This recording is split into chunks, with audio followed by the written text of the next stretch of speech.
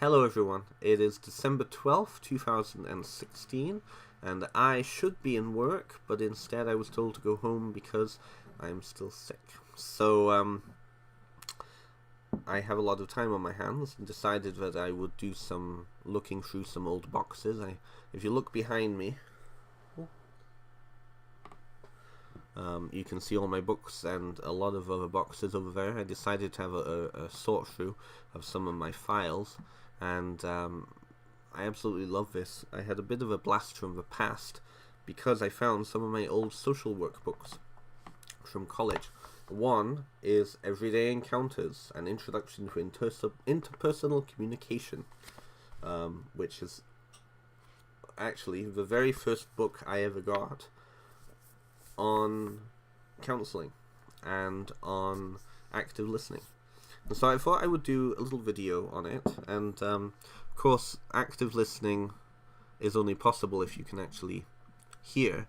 And I actually posted, or I did a full video, a half an hour video on this earlier this morning, and I thought, oh yes, it's going to be great, it's going to be so good, and I felt really really proud about what I was saying.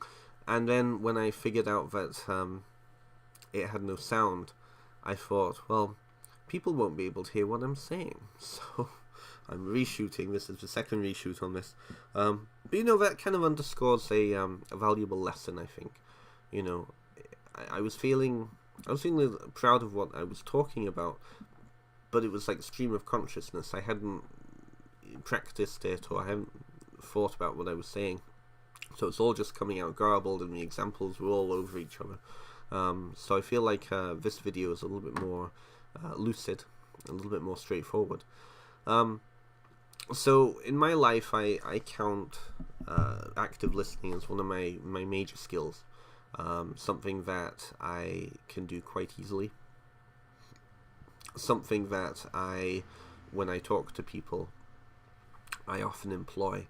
And it was partly because of this book that I understood why it was so important for us as human beings to be able to talk to each other and also listen to each other. And I would be the first one to say that when I first got this book at aged 19, I was 19 when I bought this book in 2005, I wasn't at a place in my life where I was very self-aware. I was self-aware to a degree, but what 19-year-old is really that self-aware, right? I know that's an assumption I shouldn't be assuming. So if you're a 19-year-old and you feel very self-aware, I wasn't meaning you with that comment. When I was 19, you know, I was still quite immature for my age. I was still very much one of those book knowledge sort of people, and I really didn't have a lot of life experience. I did and I didn't. I had a lot of life experience, but I wasn't self-aware of understanding how that life experience affected me. So when I was doing these, the first social work courses, and I was using this book and learning about communication and communication skills, it really became quite an eye-opener for me. And 10 years later, I count it as one of my major skills in life. So what I wanted to talk about today was some of the common issues I see when it comes to people just in general listening to one another. And I wanted to talk about specifically 3 big things that I've noticed most of us do that not only defeats the purpose of active listening, but actually creates barriers for us to listen to each other.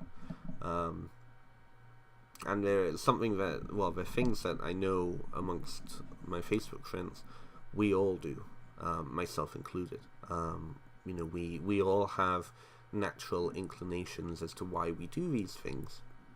But I want to underscore the importance of staying conscious of why we shouldn't do these things, or when it's inappropriate to do these things. Oh, excuse me. So, active listening is a skill that I take very seriously in my life because I use it so often, but it's also something that I use a lot in gaining insight into other people's worlds. We as a species, we're a very narcissistic species. It's all about us. We're all in our heads, and the only real way of us to experience the outside world is through our five senses. There's no other way of experiencing this conscious reality except through what we see, hear, feel, smell, experience. And so we don't know fully. We never know fully what other people go through unless we go through it ourselves. We can gain a lot of insight and wisdom by listening. But a lot of people, I think, make little faux pas that prevent them from actually listening to people. And so I'd like to talk a little bit about why that is, and also explore those three reasons. So, and I'm going to be very transparent. I'm going to talk a lot about Western culture.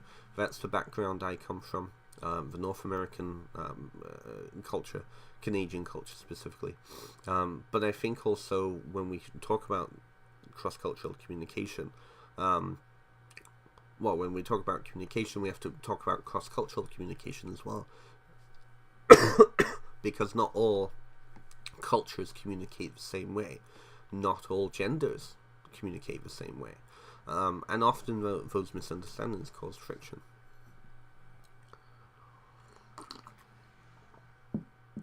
So, when I was 19 and I started learning about these, I, like many, first-year college students, second-year college students, fourth-year university students, we all think that we know the world, but we really haven't a lot of life experience. At least in my experience, in my case, I had life experience, but I didn't have the maturity to put that life experience into context. And so, leaving university, I thought, I know the world, I know how to save the world, and I was very idealistic. It's only recently that I've really begun to own that experience and know what it was all about. And that's definitely come into my ability to listen to others. And I think we all, when it comes to listening, we all have experience around that, usually as the recipient of somebody else, right? So somebody else is listening to us, and we experience what I'm just about to talk about. But very strangely, it's cognitive dissonance. We don't practice what we actually understand or what we experience.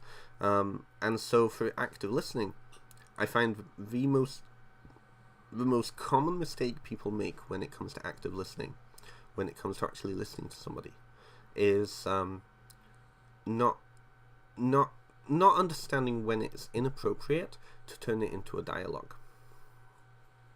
So if somebody is sat in front of you and they start to bring up a lot of really heavy and deep things, we don't recognize when it's time for us to go like that and for us to ask questions.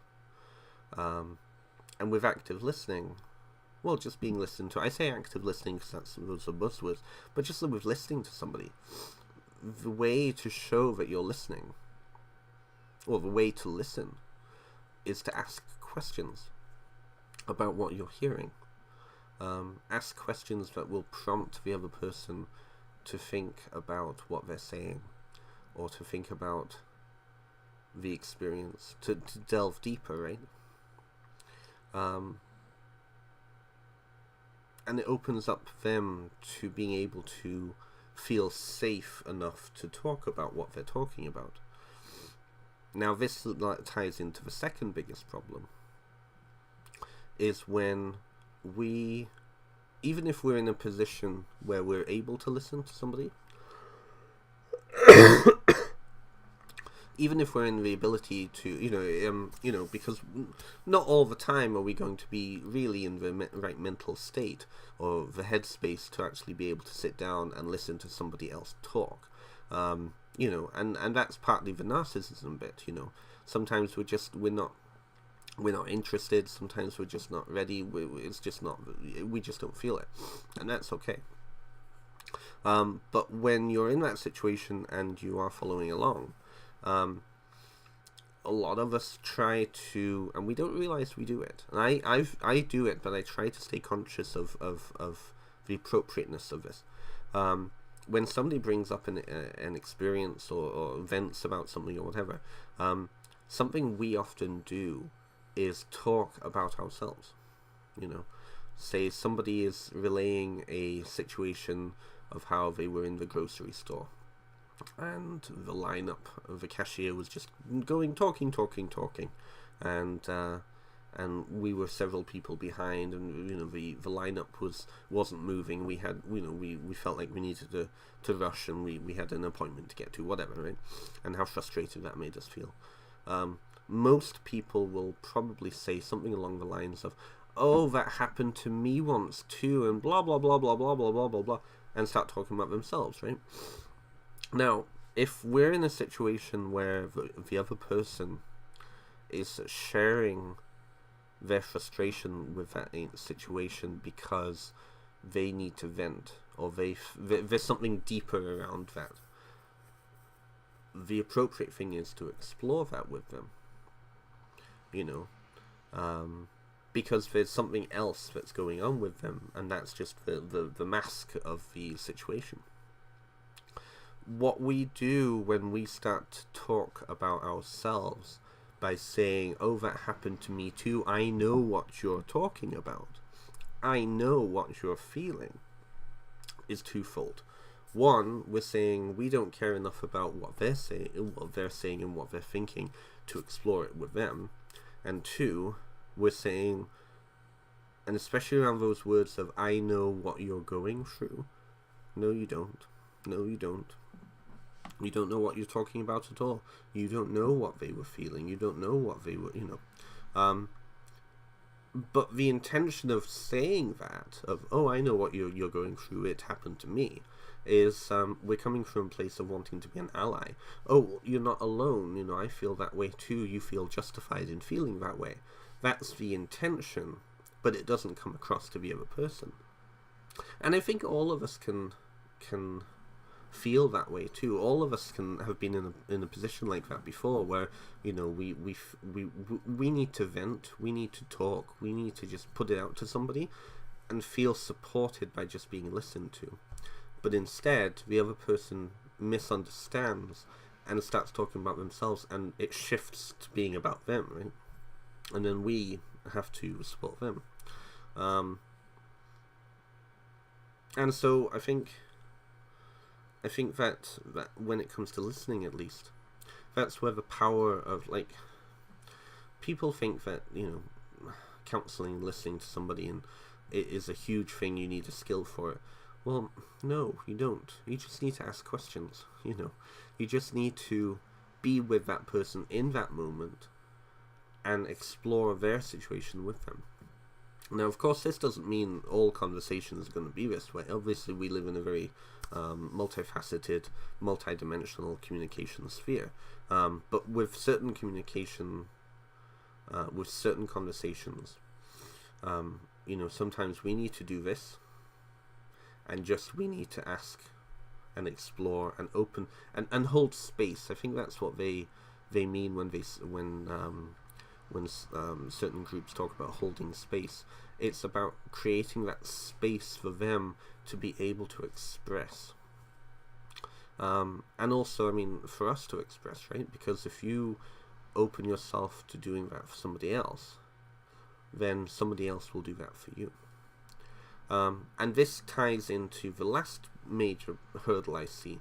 And these are just 3 examples. There's many, many, many things that we do to each other through communication that closes down communication, and we're all on both the receiving end and the giving end. But the last one I want to talk about is solution giving, and this frustrates me to no end.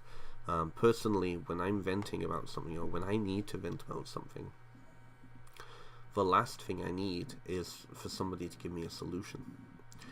And I was thinking about this before, And when I was doing that previous video, I used an example of sexual assault, and I think it's one of the best ways I can explain it through. So when somebody's been sexually assaulted, their power and their control and their sovereignty has been taken away. The feelings that are left behind, and the multitude of feelings that are left behind, they're a result of power that's been taken away. The violation as well. So how this connects with giving solutions is, I actually think that it's a very similar process. The thing you don't do when listening to somebody who is speaking about sexual assault, whether it's recent or historical, is you don't offer them a solution. You don't take over the conversation, because by doing that, you're triggering the same feelings that the sexual assault created. That feeling of powerlessness, that feeling of lack of control. When somebody is venting in front of you, it doesn't matter what they're venting about. It's if they're experiencing a life problem, if they don't ask for help in creating a solution, then don't give it. Don't give one, because that shows that you're actually not listening to them and how they're feeling right now. You're more focused on wanting to make those feelings stop. You're taking control away from that person and saying to them, well, you're incapable of coming up with a solution to this problem, so I'm going to give you one so that you won't be talking about this anymore. Now, it's all subconscious. We're not conscious that we do that, but that's, at least in my experience, that is usually the feeling, the residual feeling. When I'm talking about and venting about a problem I'm experiencing, and I just need to vent, and somebody gives me a solution as to how to end that, then it's like a slap in the face. I feel like they don't understand why, and they're not open to me just venting, and they're not giving me the support I need. Now, that being said, oh god, that was a load of snow coming off of the roof outside and just made me drop. Oh, well. Anyways, that wakes me up a bit. So if this is a live recording, I do all of my recordings just in one go. I don't edit, so that's I'm going to keep that just to prove that to you. Anyways, what was I talking about? So power and sovereignty. So when that happens, it's like the defenses go up. Suddenly, they don't feel comfortable talking to you about what they're doing. They don't feel like they've been heard, and I think the majority of us have felt this, whether we know it or not. But again, it comes from and that's the tricky thing, it comes from a place of wanting to help, which is positive, but the appropriateness of that help is what causes the issue, right? If somebody doesn't need help, if they already know what they need to do, you telling them what they need to do is infantilizing in many ways. I think that's a good word for it, infantilizing. It makes people feel like they are not able to come up with that themselves. And that's very frustrating. That leads back to I will give this example. I won't say names, out of respect, but I think it's a very powerful example, and it was a big learning curve for me, and I thank this person for the insight. So a few weeks ago, a friend of mine on Facebook posted a rant. Basically, she was venting about something, and I can't remember what it was now, to be honest. But all these people afterwards commented and basically said, many of them were saying, "Oh, I know how you feel. This happened to me too," and then went into a big long dialogue about what they were talking about. Part of them offered solutions, and only a few of them, of these other people, asked questions to explore what my friend was dealing with. And for me, what I did was I wrote out a small paragraph saying, what I dislike about this situation. I was talking about something, an example, right? And then at the very end, I posted, now this is how you're not supposed to do it, under the wing. And I think she understood what I was trying to say with that. That basically I was not talking about myself. And actually I think that's what it was all about. She was talking about how people don't support each other. They're just interested in themselves. So what we've just been talking about for the past 20 minutes. And it was very interesting because when a day later she said she was very disappointed with some of the responses which she was getting from people, I think it really rattled a few people because they couldn't understand why. They couldn't understand the self-awareness wasn't there. And you know what? As I've said, I think it's a very natural thing for us to do these three things. Telling stories about ourselves, offering solutions, those sorts of things, because it's part of our psychology and also part of our socialization. So it was a very interesting moment, and I thank my friend for doing that. And I hope they supported her through my comment on there. But I think that the point she was making was a very good one, and that was, well, don't offer solutions, don't offer stories about your life. If you're talking about yourself, then you're not supporting me, because I'm not in the right headspace to see how what happened to you is applicable to me.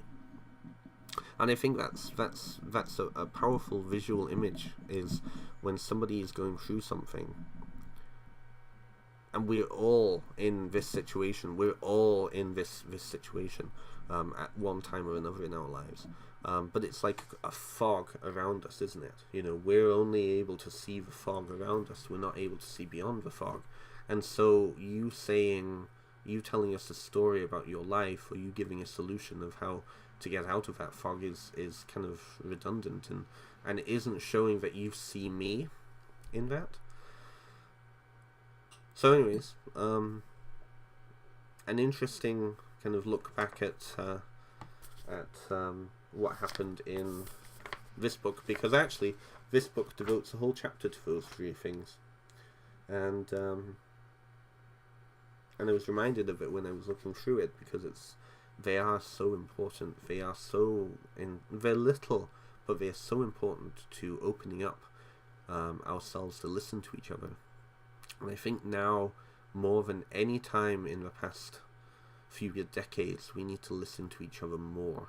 I think we need to be open to listening to each other, our experiences, and our feelings. We're in a very feeling age right now, and we're not in an age where rationality necessarily rules. But then, that being said, human beings are not a rational species. We tend to live more through our feelings than our thoughts. So anyways, go and get out this book. If you're interested in developing active listening skills and developing communication skills, there are tons of books out there. This is just one of them. This is a college textbook, so it is quite expensive. I was looking it up on Amazon, and it's now in its 4th edition. This is a 2nd edition, and it was $98. So it's probably a little too expensive, but there are tons of books out there. The libraries have them, Amazon, bookstores, and you can only really develop active listening skills by actually doing. You can't do it just by reading, because you need that practice. I haven't even talked about non-violent communication, which was one of the listening modalities that I learned in university, and it's an absolutely fascinating take on it.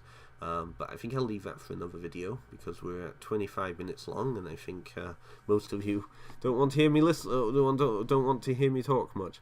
So thank you for watching, and thank you for listening. And please do in the comments share some of your experiences around this. Share some of your examples. Share some of your frustrations. Also share some of your techniques as well. I'd be very interested in listening to you. So, to quote Fraser Crane, I'm listening. Have a good day. Bye-bye.